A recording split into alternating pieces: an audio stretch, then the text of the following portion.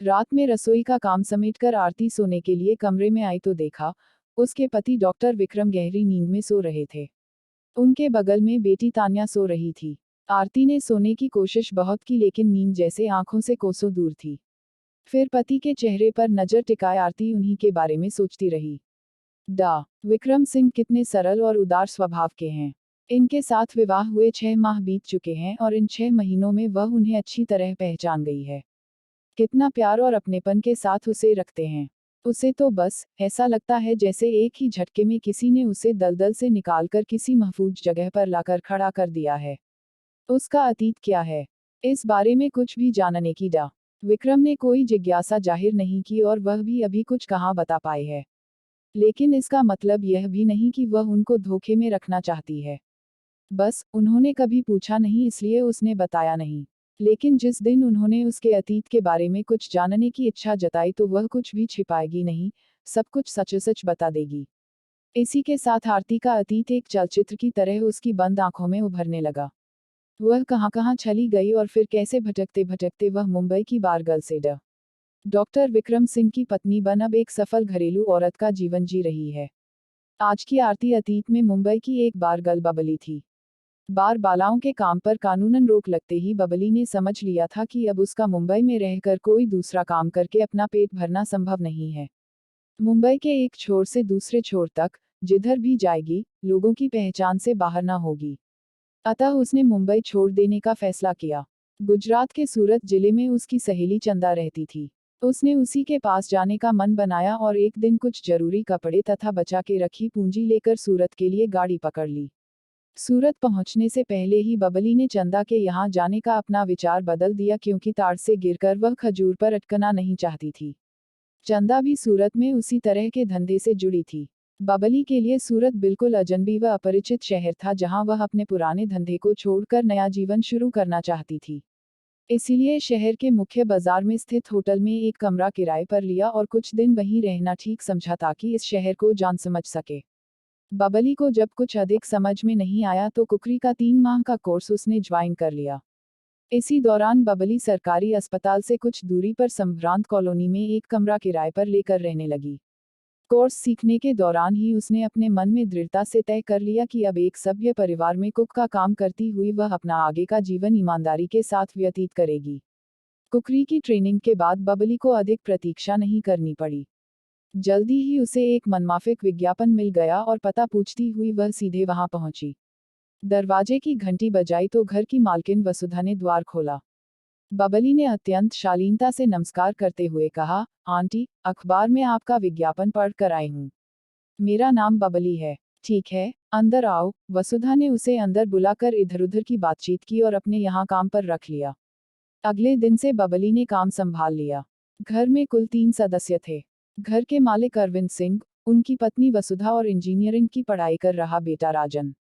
बबली के हाथ का बनाया खाना सबको पसंद आता और घर के सदस्य जब तारीफ करते तो उसे लगता कि उसकी कुकरी की ट्रेनिंग सार्थक रही।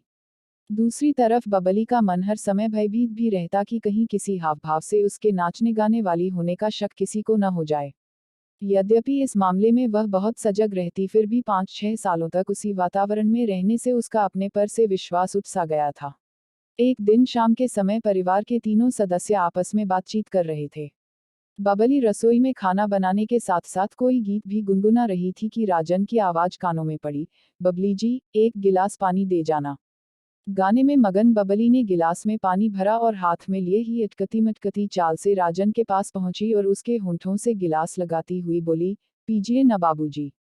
राजन अवाक सा बबली को देखता रह गया। वसुधा और अरविंद को भी उसका यह आचरण अच्छा न लगा पर वे चुप रह गए। अचानक बबली जैसे सोते से जागी हो और नजरें नीची करके झेपती हुई वहां से हट गई। बाद में उसने अपनी इस गलती के लिए वसुधा से माफी मांग ली थी। आगे सब कुछ सामान्य रूप से चलता रहा। बबली को काम करते हुए लगभग 2 माह बीत चुके थे। एक दिन शाम को वसुधा क्लब जाने के लिए तैयार हो रही थी कि पति अरविंद भी ऑफिस से आ गए। वसुधा ने बबली से चाय बनाने को कहा और अरविंद से बोली, मुझे क्लब जाना है और घर में कोई सब्जी नहीं है, तुम ला देना। डार्लिंग, अभी तो मुझे जाना है। हाँ, 1 घंटे बाद जब वापस आऊंगा तो उधर से ही सब्जी लेता आऊंगा, अरविंद बोले। लेकिन सब्जी तो इसी समय के लिए चाहिए, वसुधा बोली, ऐसा कीजिए, बबली को अपने साथ लेते जाए और सब्जी खरीद कर इसे ही दे दीजिएगा।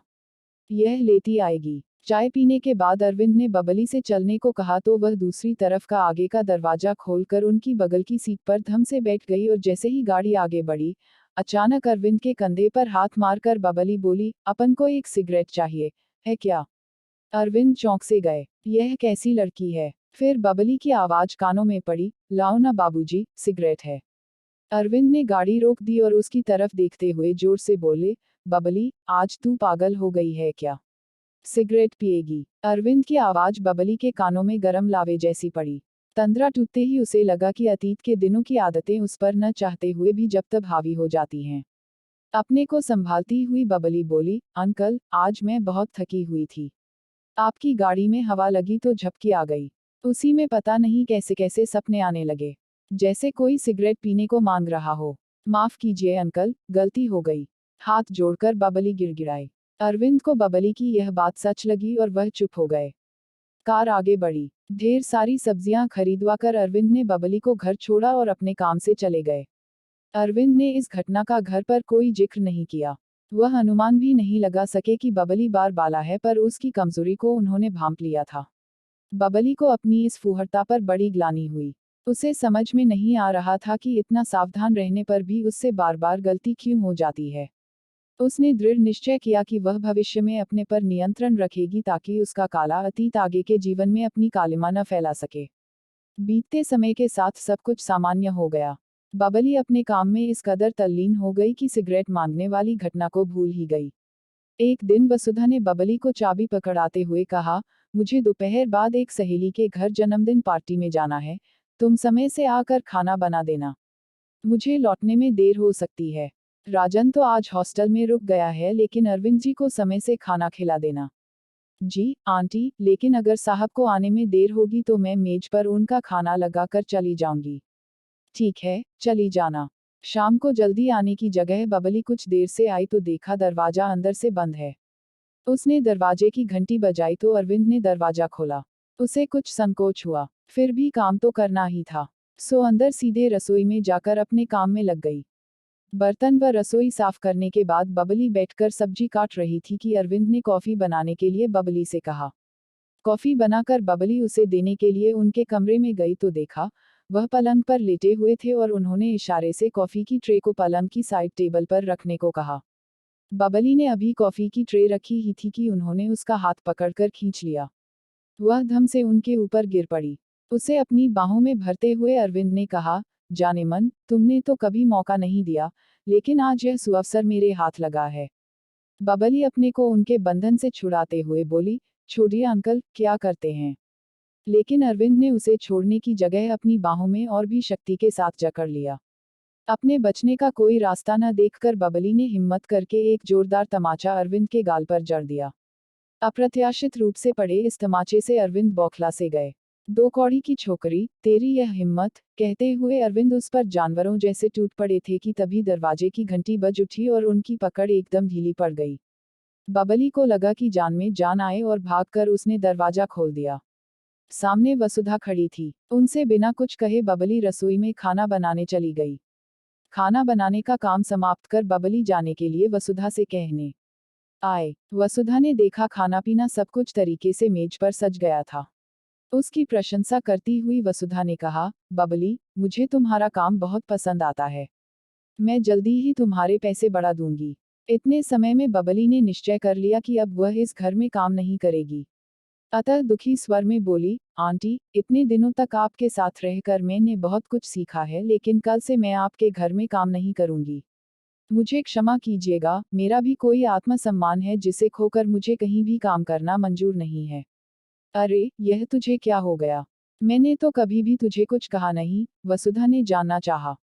आपने तो कभी कुछ नहीं कहा आंटी, पर मैं, रुक गई बबली। अब वसुधा का माथा ठनका। वह सीधे अरविंद के कमरे में पहुंची और बोली, आज आपने बबली को क्या कह दिया कि वह काम छोड़कर जाने को तैयार है? अरविंद ने अपनी सफाई देते हुए कहा, हाँ, थोड़ा डांट दिया था। कॉफी पलंग पर गिरा दी थी। लेकिन कह दो, अब कभी कुछ नहीं कहूंगा।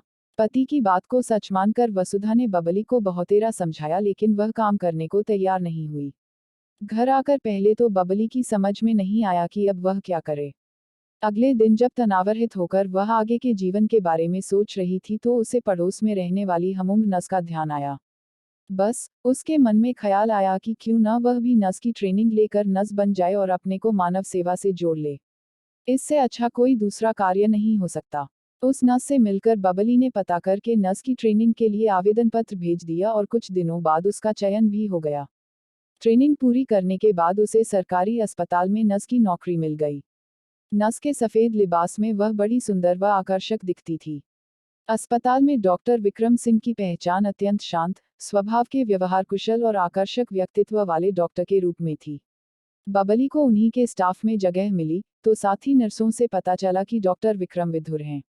2 साल पहले प्रसव के दौरान उनकी पत्नी का देहांत हो गया था।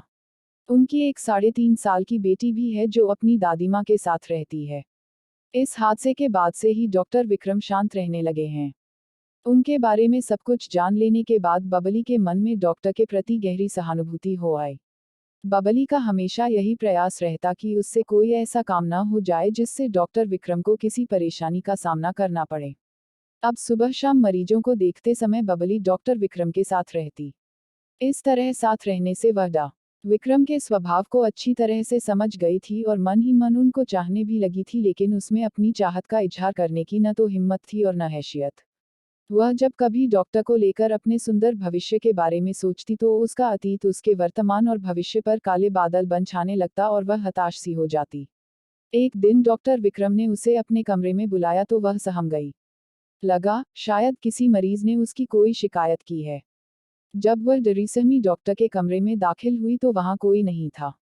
डॉ विक्रम ने बेहद गंभीरता के साथ उसे कुर्सी पर बैठने का इशारा किया।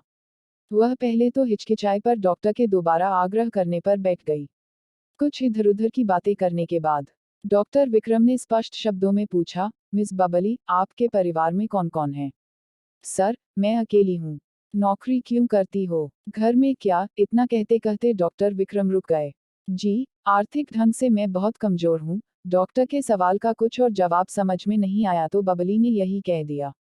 डॉ विक्रम बेहिचक बोले, बबली जी, आपको मेरी बात बुरी लगे तो महसूस न करना। दरअसल मैं आपको 2 कारणों से पसंद करता हूँ। एक तो आप मुझे सीधी सरल स्वभाव की लड़की लगती हो। दूसरे, मैं अपनी बेटी के लिए आप जैसी माँ के आंचल की छांव चाहता हूँ। क्या आप मेरा साथ देने को तैयार हैं? बबली ने नजरें उठाकर डॉक्टर विक्रम की तरफ देखा और फिर शर्म से उसकी पलकें झुक गईं। उसे लगा जैसे मुमांगी मुराद मिल गई, लेकिन सामने वह खामोश ही रही। उसे चुप देखकर डॉक्टर विक्रम ने फिर कहा, मैं आप पर दबाव नहीं डालना चाहता बल्कि आपकी इच्छा पर ही मेरा प्रस्ताव निर्भर करता है। सोचकर बताएगा। बबली को लगा कहीं उसके मौन का डॉक्टर विक्रम गलत अर्थ न लगा लें, इसलिए संकोच भरे स्वर में वह बोली, आप जैसे सर्वगुण संपन्न इंसान के प्रस्ताव को स्वीकार करने के लिए मुझे सोचना क्या है? लेकिन मेरा अपना कोई नहीं है, मैं अकेली हूँ। बबली का हाथ अपने हाथों में लेकर अत्यंत सहज भाव से डॉक्टर विक्रम बोले, कोई बात नहीं, हम कोर्ट मैरिज कर लेंगे। बबली अधिक बोल न सकी। बस कृतज्ञ आंखों से डॉ विक्रम की तरफ देखकर अपनी मौन स्वीकृति दे दी। विवाह से पहले विक्रम ने बबली को अपनी मां से मिलवाना जरूरी समझा। बेटे की पसंद की मां ने सराहना की। बबली से कोर्ट मैरिज के बाद डॉक्टर विक्रम ने एक शानदार रिसेप्शन का आयोजन किया, जिसमें उनके सभी रिश्तेदार, पड़ोसी, दोस्त तथा अस्पताल के सभी डॉक्टर, नर्स व कर्मचारी शामिल हुए। हाँ, रिसेप्शन के निमंत्रण पत्र पर विक्रम सिंह ने बबली का नाम बदलकर अपनी दिवंगत पत्नी के नाम पर आरती रख दिया था। उन्होंने बबली से कहा था, मैं चाहता हूं कि तुमको बबली के स्थान पर आरती नाम से पुकारूं। तुमको कोई आपत्ति तो न होगी? बबली उनकी आकांक्षा को पूरा पूरा सम्मान देना चाहती थी, इसलिए सहज भाव से बोली, आप जैसा चाहते हैं मुझे सब स्वीकार है। आपकी आरती बनकर आपकी पीड़ा को कम कर सकूं और तान्या को अपनी ममता के आंचल में पूरा प्यार दे सकूं, इससे बढ़कर मेरे लिए और क्या हो सकता है। इस तरह वह बबली से आरती बन गई। अचानक तान्या के रोने की आवाज सुनकर बबली की तंद्रा टूटी तो वह उठकर बैठ गई। सुबह हो गई थी। विक्रम अभी सो रहे थे। तान्या को थपकी देकर बबली ने चुप कराया और उसके लिए दूध की बोतल तैयार करने किचन की तरफ बढ़ गई। विक्रम की सहृदयता और बड़प्पन के चलते आज सचमुच सम्मान के साथ जीने की उसकी तमन्ना का स्वप्न साकार हो गया और वह अपनी मंजिल पाने में सफल हो गई।